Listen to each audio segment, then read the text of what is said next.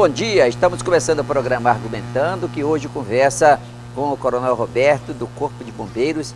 Ele chega de uma especialização feita fora aqui do estado, comigo na entrevista, Josiel Columbre, e eu quero contar com você, participando conosco também, e principalmente com a sua atenção, telespectador. É importante as informações que ele vai ter para passar para nós. A gente volta já.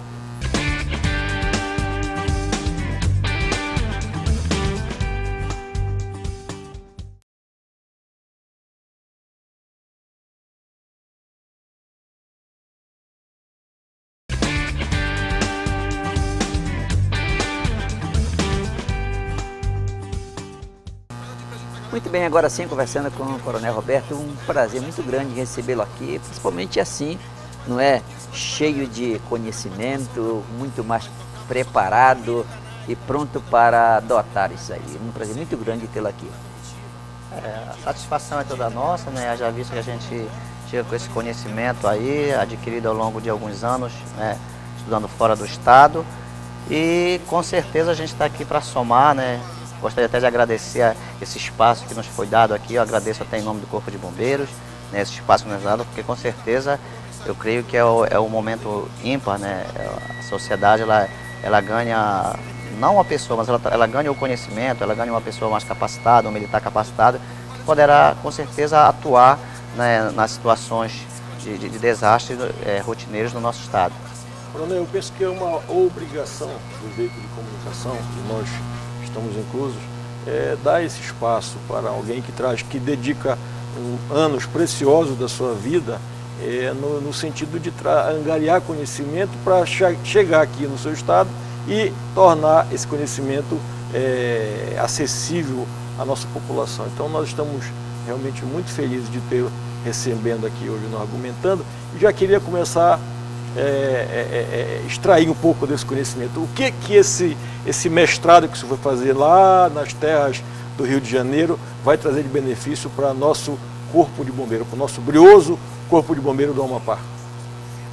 Bom, acima de tudo eu gostaria de ressaltar que conhecimento é poder. Por exemplo, na bagagem que eu trouxe foi conhecimento, né? E quem tem conhecimento tem poder. Todos nós, eu não tenho dúvidas disso. Então a gente foi para lá, a gente se especializou, passamos ao longo desses 2 anos e meio aí. Gostaria até de ressaltar, é o mestrado profissionalizante, né? É o único mestrado da América Latina profissionalizante em Defesa e Segurança Civil. Hoje nós somos o único mestre em Defesa e Segurança Civil da região Norte e Nordeste. Haja vista que a maior parte dos alunos que saíram mestre são da região Sul-Sudeste, São Paulo, Rio de Janeiro, né? E nós tivemos a felicidade de representar o Estado, né? Representar a corporação, representar a sociedade amapaense nesse curso que com certeza é de grande relevância. E a gente traz o conhecimento, porque Defesa Civil, com o passar dos anos, com o passar das décadas, Defesa Civil era simplesmente o desastre, vamos dizer assim. O desastre era considerado unicamente como desastre, como desastre natural. E as comunidades afetadas, os países, vamos dizer assim, eles envidavam seus esforços com o único sentido de resgatar as vítimas do desastre. As pessoas só faziam resgatar as vítimas, não se preocupavam em prevenir, em se preparar para o desastre. E com o passar dos anos, com os acontecimentos cada vez mais incisivos, mais rotineiros dos desastres, sejam eles naturais ou tecnológicos, né? Os especialistas começaram a criar mecanismos, criar ferramentas para trabalhar a prevenção dos desastres, já vista que os desastres eles vão acontecer sempre, eles jamais vão deixar de acontecer. Agora, com relação à prevenção, nós tivemos agora, e está sendo discutido muito nesse período, o que aconteceu em Minas Gerais. Ali houve clara, eu acho até que displicência com relação ao tratamento da prevenção. Como é que os senhores chegaram a analisar lá? Nessa época o senhor estava bem na conclusão do curso, não é? Era um momento muito importante para todos vocês ali. E como vocês chegaram a analisar essa situação ocorrida lá em Minas Gerais? Bom, análise, assim como a gente estava de fora, a gente acompanhou só assim, na televisão os fatos, né? A gente pode prescrever, como o senhor falou com muita propriedade, houve uma falha na prevenção. Com certeza, não sabemos se a empresa responsável ela tinha plano de contingência, ela estava preparada para um eventual um lapso nas estruturas, né? Um lapso no comportamento, digamos, do técnico da empresa. de tal sorte que a gente vai verificando aí ponto a ponto, de acordo com as informações via televisão, que qualquer leigo pode perceber que houve um despreparo sim, até no sentido de que no momento que o desastre teria acontecido, eles não tiveram tempo, né, suficiente para evitar que aquelas vidas fossem ceifadas em decorrência do desastre, ou seja, não conseguiram avisar as pessoas, não conseguiram retirar as pessoas no cenário onde o desastre estava por acontecer, não se sabe se foi foi dolosamente ou foi culposamente, né? São as pesquisas, a gente não está aqui para criticar, está aqui só para fazer uma análise da situação, como o senhor perguntou, né? E de certa forma que houve uma falha sim, porque uma empresa daquele porte, com o trabalho que ela realiza, né, o trabalho de retenção de água, né, então ela teria que ter um plano de contingência, teria que ter uma fiscalização intensiva, digamos até semestralmente nas estruturas físicas da empresa, né. Então, eu não vou precisar as causas do acidente, porque ainda eles estão ainda em fase de investigação. Mas de tal sorte que nós podemos perceber sim, que houve uma falha na prevenção e na preparação para o desastre. Sim. Coronel, aqui em Macapá, aqui mesmo em Macapá, nós estamos vivendo um momento também de tensão quanto àquela área que pegou fogo lá no Perpétuo Socorro. A população que lá vivia saiu de lá pela Defesa Civil. A Defesa Civil retirou aquela população de lá, disse que aquela região ela era instável para a habitação no molde como ela se encontrava, e ainda se encontra, porque foi apenas isolado o local e não foi conseguido dar nenhum destino. E neste momento a população que já viveu lá, e aí eu quero também colocar a minha colher de pedreiro, tem muito oportunista também tentando se aproveitar da desgraça, aliás, como em vários momentos infelizmente a gente vê gente querendo tirar lucro, benefício, ganhar terreno, se beneficiar pessoalmente em função de algum desastre. Com o seu conhecimento, o seu mestre agora, o único da América Latina, o único da região norte, como que o senhor enxerga essa tentativa de reocupação numa área que está interditada, que não tem condição de segurança para ser habitada? A questão da reocupação, ela não é aprovada, né? Tanto é que a própria lei número 12.608, ela dá esses poderes ao município e ao Estado. A partir do momento em que a Defesa Civil, seja ela municipal ou estadual, ela verifica que está acontecendo, que está havendo uma invasão de uma área de risco, ela tem a lei, ela dá esse amparo legal. Ou seja, o que a Defesa Civil municipal, através da prefeitura, ou a Defesa Civil estadual, através do governo do estado, ela deve fazer, segundo a lei, ela deve retirar, ela deve fazer o mapeamento da área, ela deve depois, se for observado pelos técnicos que há risco de deslizamento, há risco de inundação e outro risco qualquer que seja ele, dependendo da tipicidade da área, então ela faz o levantamento, comprovado que há risco iminente de desastre, ela vai informar casa a casa, residência a residência, olha, a sua casa vai ter que ser desocupada, essa área vai ser desocupada, sendo que a obrigação do órgão governamental de retirar aquelas pessoas, ele tem que alocar essas pessoas num outro local, né? E naquele local, tudo isso está na própria lei número 12.608 que está em vigor. E naquele local ele deve ser construído um patrimônio público, né? Um órgão público, digamos assim, que possa evitar que as pessoas possam reocupar novamente. Coronel, nós vamos a um rápido intervalo, a gente volta já, continuando essa conversa. Ok.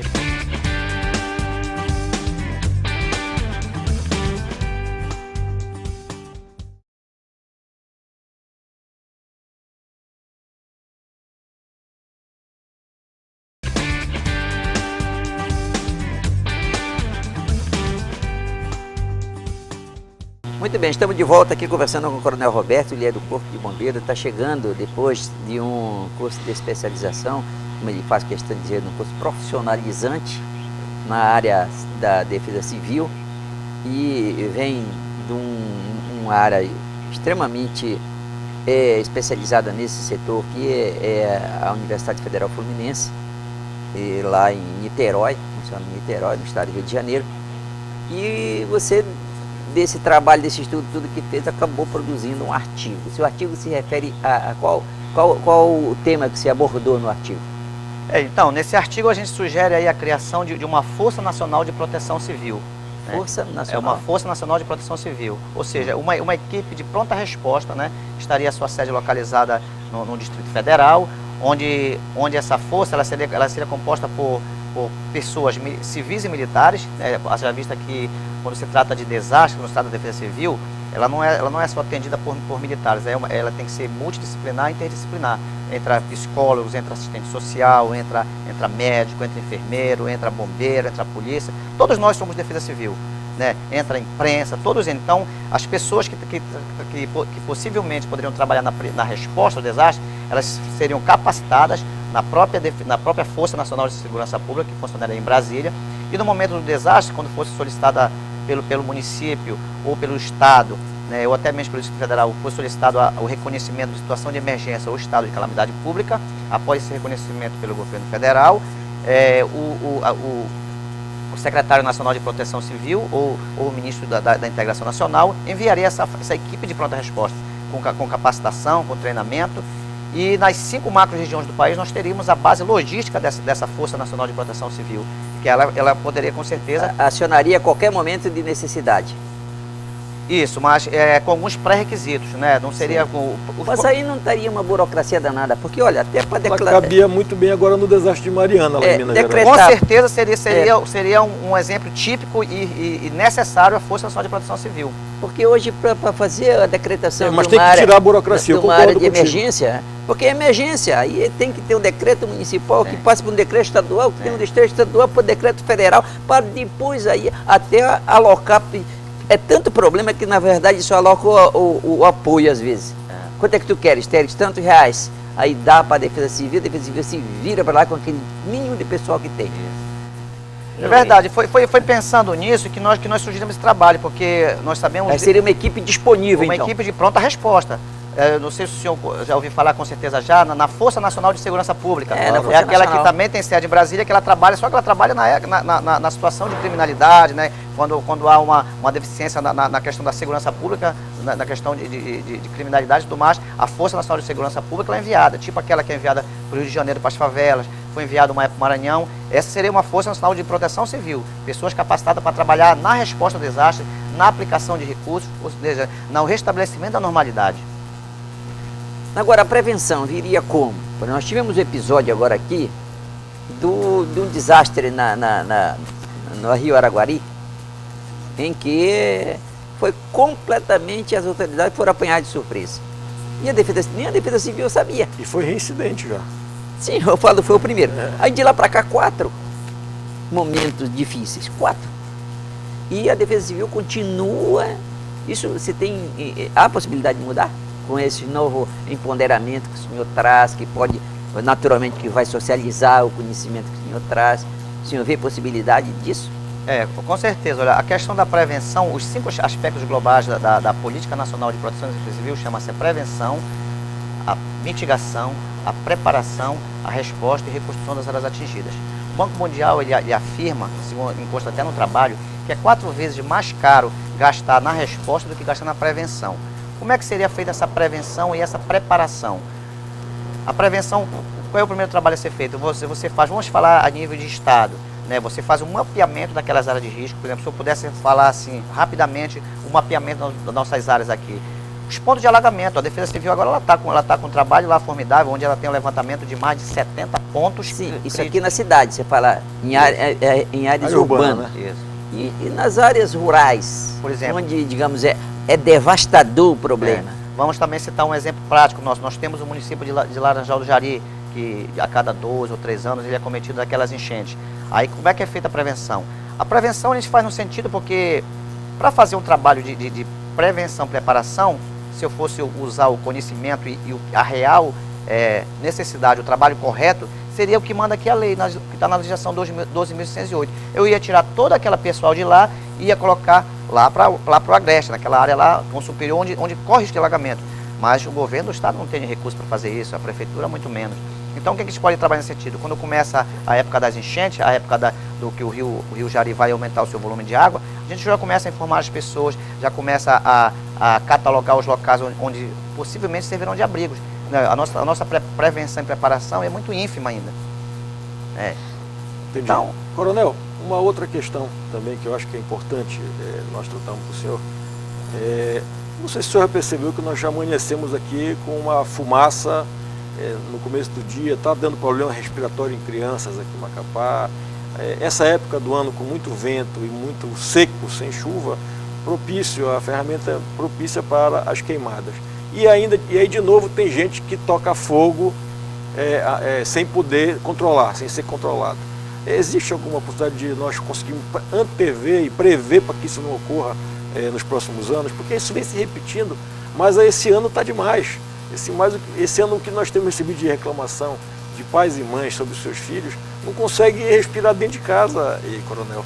E eu acho que isso é a pessoa mais preparada nesse momento para nos dar uma solução para isso. Essa questão aí das queimadas, não vou dizer nem queimadas, porque como o senhor está falando, essa questão da fumaceira, que a gente vê vários fogos na própria área urbana mesmo, na verdade, aqui no centro, em locais. Já vista, eu posso dizer que é uma questão cultural as pessoas fazerem isso, na verdade. A pessoa deveria ter consciência, porque defesa civil somos todos nós. Nesse sentido, a gente poderia trabalhar como? Existe as atividades de prevenção e preparação, elas podem ser estruturais e não estruturais. Estruturais são aquelas que a gente constrói barragens, constrói pontes, medidas sólidas para evitar o desastre. Esse trabalho dessa prevenção seria um trabalho de informação, com conscientização, com panfletos, com palestras educativas. A gente faz essas palestras educativas em colégios, né, muitas vezes fazem até em órgãos, em ONGs. A gente vem fazendo esse trabalho, mas eu confesso que é um trabalho difícil. Mas só isso? E só isso se basta? Porque você já vem fazendo isso há muito tempo e não dá resultado. O resultado tem aumentado ainda mais a quantidade de queimadas e de fumaça. Eu queria justamente explorar esse conhecimento que o senhor vem trazendo na bagagem, para saber o que de diferente pode ser feito nós temos aí, essa população. A exemplo disso, nós temos outros exemplos, mas que são exemplos, medidas que com certeza são eficazes, mas elas que são mais custosas. Eu posso conceituar aqui, que eu já tive agora na cidade de Cuiabá, que é uma cidade muito seca, e lá a própria Defesa Civil, né, eles têm equipamentos que eles captam focos de calor. Se você tocar sua residência for um terreno 15 por 30, tiver um espaço de 2 metros quadrados lá atrás, se você tocar um fogo lá, o equipamento lá, o satélite, ele capta aquele calor, automaticamente é enviado para uma central e a própria Defesa Civil vai na sua residência com a prefeitura e você recebe uma multa. Então, que beleza, isso acontece no Brasil. Não, acontece em Cuiabá, onde eu tive experiência. Só Cuiabá? Que eu tenha conhecimento, porque eu estive presente, né, fiquei na casa de um amigo que é o coronel do bombeiro também, e ele me explicou toda a situação. Então lá acontece isso, quer dizer, é uma medida eficaz, porém que é custosa. Se nós pudéssemos implementar, copiar do outro estado lá e colocar aqui, com certeza surtiria efeito. Aconteceu essa semana em Paris o encontro sobre a ecologia, sobre essa proteção ambiental. E a presidente teve uma expressão que ela disse lá que ela pediu 15 anos para acabar com as queimadas criminosas. Esse foi o texto que ela disse, queimadas criminosas. Então significa dizer que durante 15 anos nós vamos permitir o crime na Amazônia. Eu queria que você respondesse para mim, interpretasse o que a presidente quis dizer, mas na volta, nós vamos para mais um intervalo, de volta já.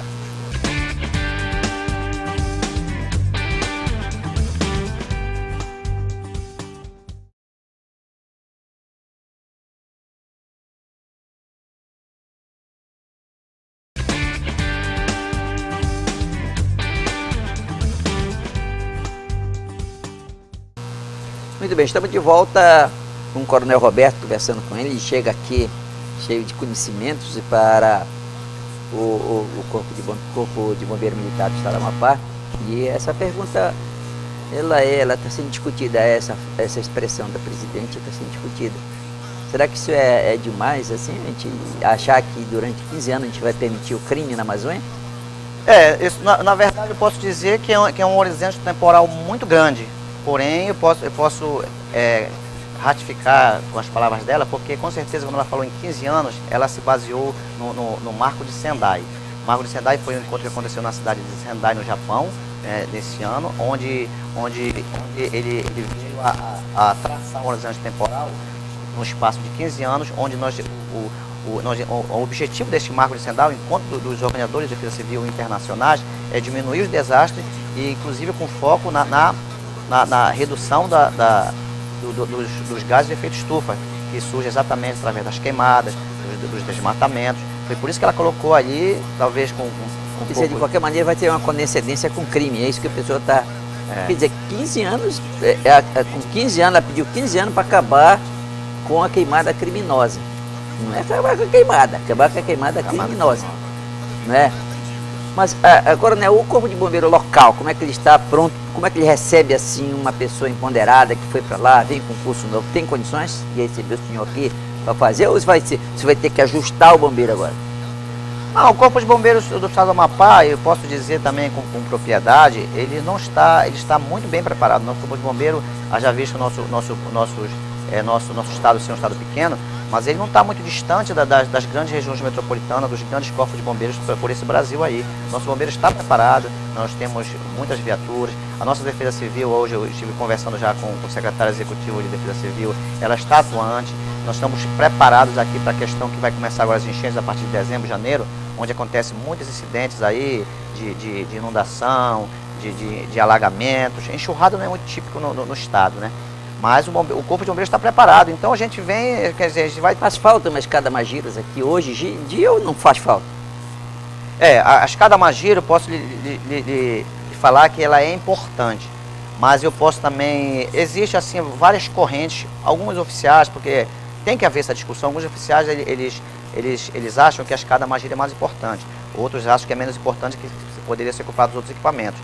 Aí a pessoa... Não, eu falo com relação à defesa social. Vamos dizer, um incêndio num prédio que tenha mais de 5 andares. Pois é. Como é que vai acontece? atuar? Hoje em dia, como o nosso estado está há pouco tempo que ele está sendo verticalizado, e esses grandes prédios que estão sendo construídos no estado, eles estão todos sendo fiscalizados, né? Estão sendo fiscalizados e cobrados rigidamente pela nossa central de atividades técnicas, onde nós temos excelentes engenheiros, não é verdade? Então esses prédios, eles estão muito bem preparados com sistema de sprinkler, com sistema de hidrante de parede, né? Com colunas de água já próprio, reserva técnica de água.